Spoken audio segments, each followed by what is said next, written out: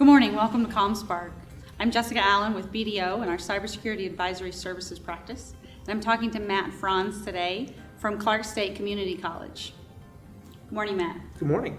First question I'd like to ask you today, what interesting challenges do you deal with that require you to be innovative in your technology solutions? So being in the education sector, what do you deal with that's unique that you don't think other leaders in your space have to deal with? So one of the things in higher education, it's a pretty strong tenet, is shared governance. So shared governance is basically all of the groups and stakeholders of the college come together and help with decision making, help with communication, help with recommendations. And so as I transitioned from secondary education to higher education, that was one of the biggest things that I thought was really, really different because it's a very strong component at higher ed. So one of the ways that we implement that at Clark State is we have all college standing committees. And they are safety and technology and employee relations, that kind of thing. So the big overarching themes. But the technology committee is really charged with coming up with ways to implement policy, procedure, new initiatives that would affect the whole college, and coming up with recommendations for how to implement those. And it's the membership is made up of faculty and staff and a good cross section, even students. They sit on the committee and we meet once a month, where we discuss what's going on, what's coming up, what has happened, what's some of the feedback. It's a great feedback loop from the college as a whole, and also from the technology division to the college.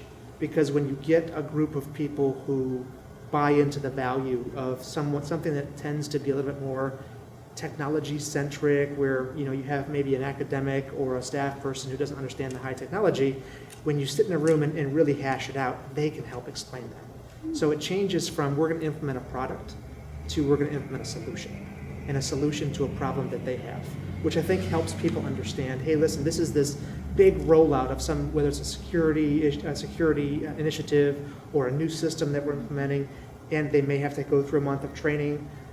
Instead of having some of the resistance, they buy into it because their colleague is the one explaining that to them.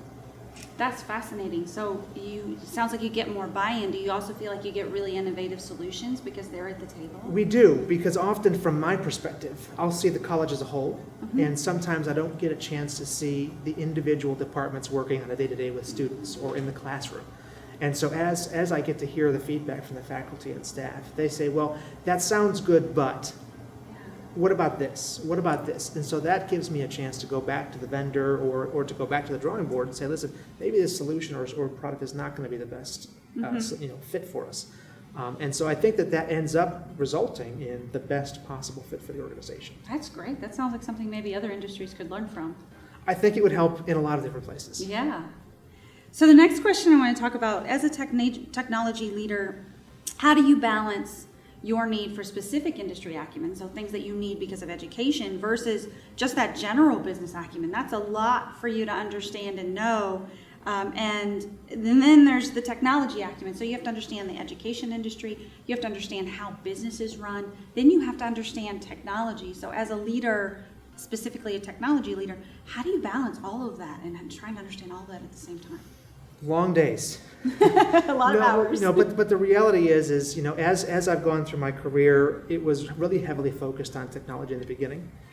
So certainly a subject matter expert in a number of different technology fields. But as I've progressed and moved up through leadership, I've definitely seen that it's much more about relationships, and that's relationships internally and externally, than it is about technology acumen. So I can build a team of those technology experts.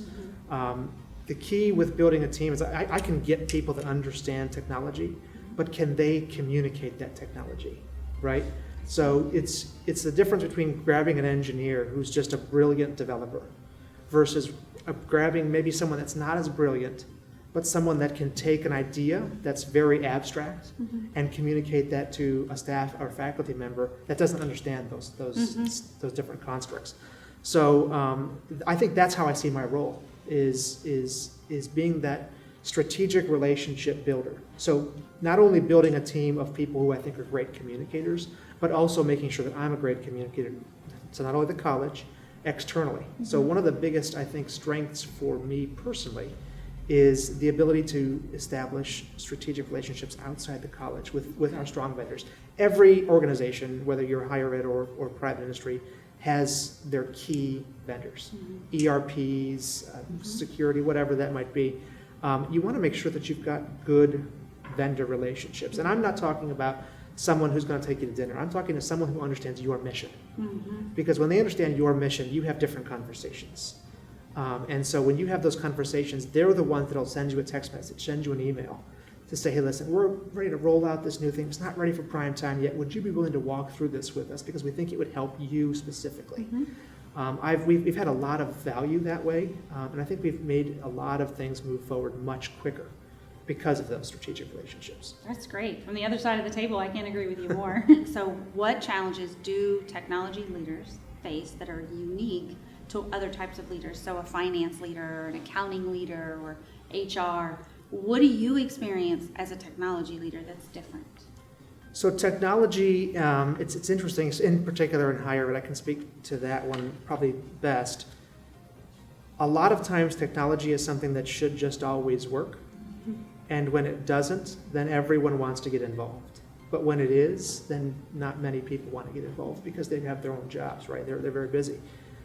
So I would say that technology is one of those things that crosses the whole organization, whether it's cybersecurity, which involves everybody, whether it is just understanding that there are a lot of different independent systems out there. So I'm speaking specifically, again, from a college, there are no end to the technology solutions out there that will help you with whatever problem that you may have. But from a technology perspective is I need to balance your needs and your specific system with what the rest of the college has. How does it integrate? What kind of security does it have? Do other divisions, do they see some benefit there? You know, so taking those relatively small dollars when you're talking about higher ed, public higher ed, and really maximizing them by saying, listen, I see across the college, let's have the conversation to say, I know that specific system for your area in advising, for example, may really benefit you.